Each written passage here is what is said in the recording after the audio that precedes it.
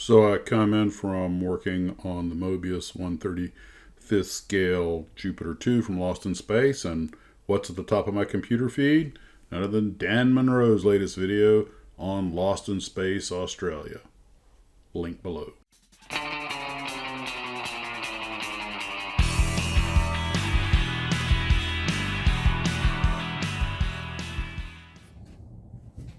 Hey Glue Troopers, Max's Models here, and I decided to take a break from detailing all of the internal components to start laying out where some of the electronics are going to go.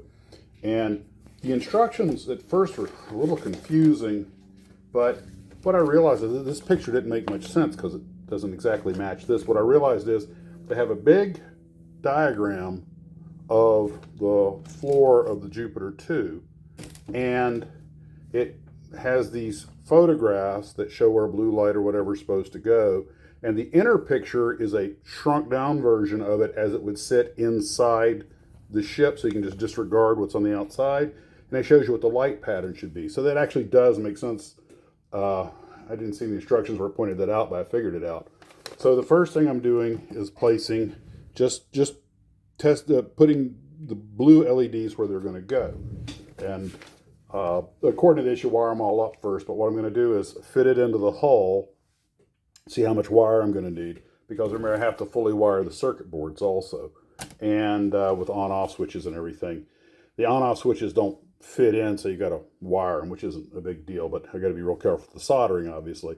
Fortunately, I bought a bunch of breadboards, not breadboards, but the little blank circuit boards. So if, God forbid, I should mess these up, I can make them with the other ones. I don't really want to do that because these already have the strips and everything set up the way they're supposed to be. So, as you can tell on the floor, you're going to have green, yellow, green, which will go under the instrument panels. Then you're going to have white. All the whites are going to be in the animated suspension tubes. I keep saying suspended animated tubes. I keep stumbling on myself. But the blue ones that go in the middle will be for these blue electronic beam things that are, part of the set. It's going to look wicked cool if I can do this right. And of course, you have the diffuser that goes behind the back. And then we'll get started on the top section, which has the lights from above. And there's in here is a full diagram of that. Oh, actually, there it is. And it gives you pictures, show you how to wire stuff up and everything. So that's quite a bit of work to do here. This is going to take a while. Even some notes on where things go and cut things and stuff. And so that's where we're at right now. So let me get to work on that. Well, we're already getting in some interesting stuff. I have to drill out part of the landing gear well and holes in the structure to make room for the wires that are going to go under here, and including the feed tube holders and stuff. So there's quite a bit of drilling that I'm going to have to do. So I have to locate exactly which ones these are. Now I do have the basic LEDs in place where they're going to go. I've got them each labeled. B for blues, and the whites don't have white ink, so I just used gray to put a W. Over here, just a green mark to show the two green ones. The tape's yellow, the light's yellow, so I left it the same. So all of these basic lights are in place, but I think I'm going to have to drill holes in the floor to mount to run these down through. I don't think the wire's supposed to go around. I got to finish reading the instructions, but there's going to be a lot getting done before I even break out the solder gun. Now this is the feeding tube holder. It just fits into that hole, and this little glass piece fits in. But for the LED to work, I have to drill out this piece and then just set it in the right place and maybe widen that hole a little bit. So that's to be done. I also have to bore out all the marked holes in these landing gear legs. There's 3 landing gears, 2 sides, so that's 4 holes. That's 8. So I got 24 of those things to do. These holes for the panel are okay, but I really don't like the position that much. I think I'm going to make them bigger because right now I could put the light on one side and the wire, run the wires through and solder on the side, but I'd like to be able to stick the whole light in and out. So I'm going to re-drill them. First thing I'm going to do is trim these stems down a little bit. They go way up into the panel to the point that if I seat them all the way, not only could it become difficult to seat it all the way, but I could probably never get it off. I'd like to be able to remove it. So I'm going to trim them down. There's plenty of extra stem here. Now you'll notice how the holes are not directly under the screens. They're back behind them. That's why I want to drill them out big enough to be able to kind of lean the LEDs forward and point them. One thing I've learned is that if you put the LEDs right up under there, straight under, sometimes it creates these really big bright spots in the center, even with the diffuser. And that's what I'm trying to avoid, at least have a little room to maneuver. And I really had to whittle off a lot of plastic to get this thing to seat.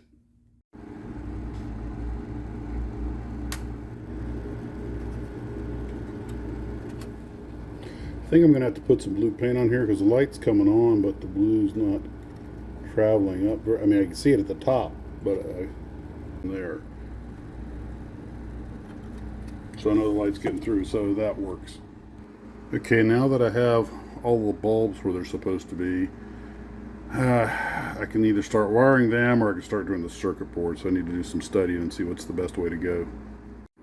Okay, I have to cut pieces of diffuser to glue to the bottom because the lights don't poke through the holes. Okay, this is why you read the text as well as look at the pictures. Okay, after having gone through the instructions, read through them about, 6 times, it's starting to make a little bit of sense now. I need 7 of the white LEDs with a 4.8 millimeter to go, 1 for each of the freeze tubes, that's what they're calling them here, and 1 for the elevator. Then I'm going to need 3 of the blue ones, one of which is mounted in the, had to go through the landing gear for the the blue tubes that provide, the feed for them, and then of course the 3 that are going to go right here in the cockpit. And it's got all the different ohms. I got to use a 470 ohm resistor for the ones that go underneath the freeze tubes and the elevator.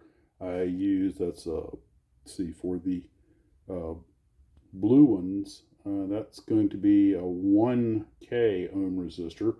And there's also one they want you to put underneath the stairwell that it's up here somewhere. That's below the landing bay. The ones that are going in the sides of the landing bays here, right in here to illuminate the landing bays, they use a 220 ohm resistor. It'll be 3 of those, 1 on each one. That just illuminates the bay because I'm making it gear down. And then let's see, the feeder tubes use the 3 1K ohm resistors, and okay, and there's one more in here about the one other one, and somewhere here's one about the instrument panels, but they're probably the same. It's here somewhere. I'm not going to bore you by reading the instructions right here, but yeah, that's I had to drill out the 730 seconds, got a 730 seconds bit, and I actually ran the battery down on my drill. So anyway, that's for the feed tube holder. That's a little glass tube that goes up and feeds everything. Wow, this is impressive. This is and what I'm going to do is I've kind of figured out how the circuit board's supposed to be wired up and everything. But what I will do is I will just run the wires off of here, and I will mount the resistors to the leg of each individual, long leg of each individual LED, and then the negative will loop back here. There's an off-on switch. This actually can hold 2 separate batteries, I believe. It's got 2, basically this has 2 buses on it, I believe. But yeah, anyway, I'm just going to follow the wiring instructions, and that's going to be breaking out the soldering gun, but I don't think I'm going to get to that today. I did, of course, test just to make sure that one fit and the blue light would come up. The little glass tubes, they show them all lit up here, but when I experimented with it, of course, they didn't have anything on top of it. You really couldn't see the blue light coming up through it, and the light was right under it. I mean, it was shining up. just on the top and the tip. But I'll see what I can do. That I could paint this with. I've got clear blue. I could paint it with that, and that might enhance it. Then again, it might make it look worse. We'll have to experiment and see. Okay, and I think the next thing I'm going to do is glue the white diffusers on here, and one on each pad, not on the where the feeding tube goes, just one on each freeze tube and one over the elevator. And oh, I'm sorry, this does show putting one over the stairway also. So I guess it'll be one over the stairway, one over the elevator, and then the 6 freeze tubes. All right, well, let's get cracking, Max. All right, I have glued the sidewalls that have all been drilled out into place. Once that's done, I will paint them, and that part will be ready for rigging with the electronics. So the instructions said use a CA glue for this, so I did. I used this Tamiya CA glue. It says strong. They are not kidding, and it dries really fast. And this is one of the first times I didn't have any problems with the CA glue. So let's see, what's the next step? I had to charge up the drill, and yes, you can't use a Dremel. This is too big. I need to use a real drill. And this is the base for locking things down to the base of the Dremel, and it's real handy for holding onto this while I use the drill, so making really clean cuts. And that's just clean as a whistle, and exactly the right size. Well, we all know how poorly silver and chrome acrylics do on clear parts, and these sustainer tubes or feeding tubes, these things that are in the that support the freezing tubes. I guess that's supposed to be some kind of cryo freeze system, but anyway, I used enamel silver on it, inside and out, to give it a nice thick solid appearance. So I am gonna have to let that harden overnight, and that's a good place to quit. I've got about as far as I can go, and the fumes are getting to me. Guys, you take care of yourselves. Talk to you later. As always, Model On.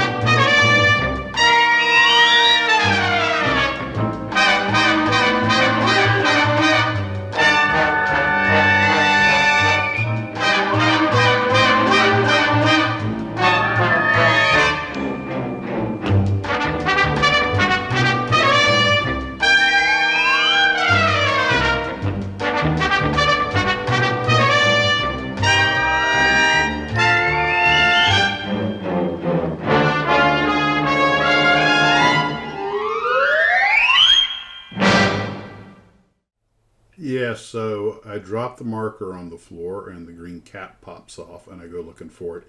A big green cap on a white floor, and I can't find it. How can this have disappeared? I'm moving stuff around. It had perfectly hidden itself behind the plug. I mean, you couldn't do that on purpose if you tried.